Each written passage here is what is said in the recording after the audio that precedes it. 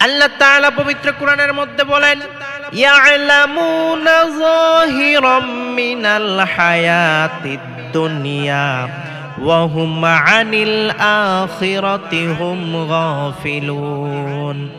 দুনিয়াতে এমন কিছু মানুষ থাকবে যারা দুনিয়া বুঝবে, তারা দুনিয়া বুঝতে বুঝতে আখিরাত থেকে গাফিল হয়ে যাবে।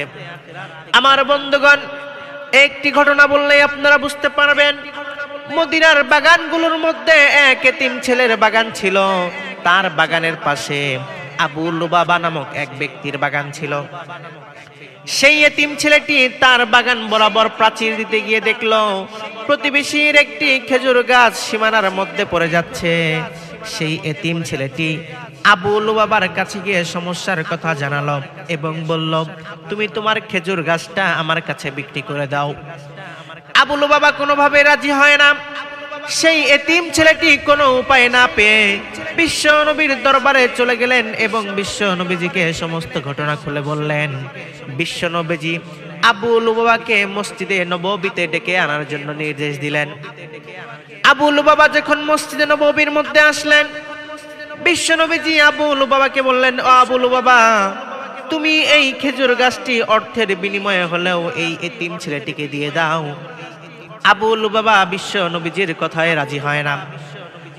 নবীজি এক পর্যায়ে আবু লুবাবাকে বললেন, ও আবু লুবাবা, তুমি যদি এই খেজুর গাছটি এই এতিম ছেলেকে দিয়ে দাও, তাহলে আমি বিশ্ব নবীজি তোমার জন্য জান্নাতের একটি খেজুর গাছের জিম্মাদারি হয়ে যাব।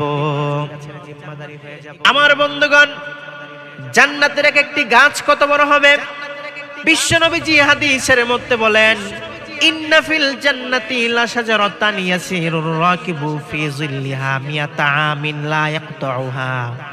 জান্নাতের একটি গাছের ছায়ার মধ্যে যদি জান্নাতের একটা ঘোড়া ছেড়ে দেওয়া হয়, সেই ঘোড়া 100 বছর দৌড়াতে থাকবে, এরপরও সেই গাছের ছায়া শেষ করতে পারবে না।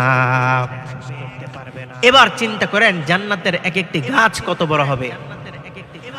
বিশ্ব নবীজি আবু লুবাবাকে বললেন, ও আবু লুবাবা, তুমি এই গাছটি এই এতিম ছেলেটিকে দিয়ে দাও, আমি তোমার জন্য জান্নাতের একটি খেজুর গাছের জিম্মাদারি হয়ে যাব। আবু লুবাবা এরপরও রাজি হয় না।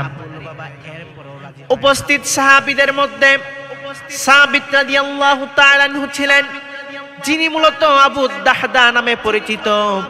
আবু দাহদা রাদিয়াল্লাহু তাআলা আনহু বিশ্ব নবীজির কাছে এসে বললেন, ইয়া রাসূলুল্লাহ, আমি যদি আবু লুবাবার কাছ থেকে একটি খেজুর গাছ এনে এই এতিম ছেলেকে দিয়ে দিতে পারি, তাহলে আমিও কি জান্নাতে একটি খেজুর গাছের মালিক হব?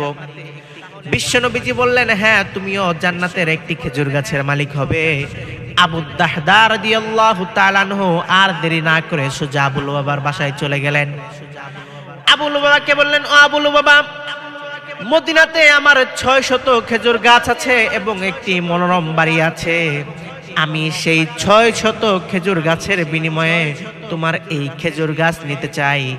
আবু লুবাবা পাগল হয়ে সঙ্গে সঙ্গে বেচা কিনা করে সেই 600 খেজুর গাছ সে নিয়ে যায় এবং তার একটি খেজুর গাছ আবু দাহদাকে দিয়ে দেয়।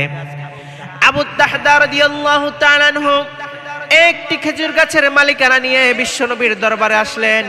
এসে বললেন, ইয়া রাসূলুল্লাহ, এই যে একটি খেজুর গাছ আমি আবু লুবাবার কাছ থেকে কিনে এনেছি, এবার আপনি বলেন আমি কি জান্নাতের একটি খেজুর গাছের মালিক হলাম নাকি?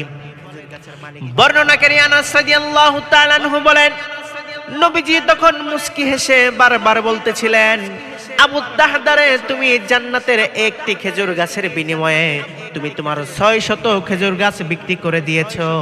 আমি রাসূল তোমারে সুসংবাদ দিয়ে দিলাম, জান্নাতে তোমার জন্য এর চাইতে বড় বড় উন্নত মানের খেজুর গাছ অপেক্ষা করতেছে।